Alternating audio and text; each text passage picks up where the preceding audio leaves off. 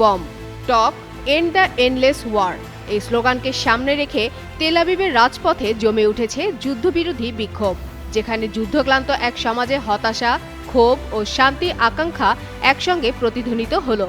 ইরানের সঙ্গে চলমান সংঘাতের প্রেক্ষাপটে শনিবার রাজধানীতে শত শত মানুষ বিক্ষোভে অংশ নিয়ে সরকারের যুদ্ধনীতি নিয়ে প্রশ্ন তোলে এবং অবিলম্বে সামরিক অভিযান বন্ধের দাবি জানায়। বিক্ষোভকারীরা অভিযোগ করেন, যুদ্ধের উদ্দেশ্য ও কৌশল নিয়ে সরকারের অবস্থান অস্পষ্ট এবং বারবার পরিবর্তিত হচ্ছে।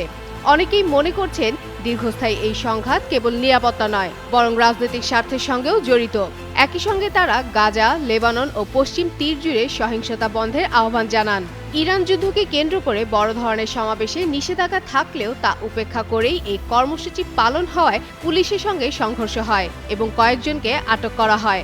আয়োজকরা দাবি করেন, জনগণের কণ্ঠরোধে আইন শৃঙ্খলা বাহিনীকে ব্যবহার করা হচ্ছে। নন ইনভার্টার এসির দামে ঘরে আনুন বিদ্যুৎ সাশ্রয়ী ইনভার্টার এসি। এখন 1.5 ton my one inverter AC মাত্র 48,900 টাকা পাওয়া যাচ্ছে মিনিস্টার শোরুমে।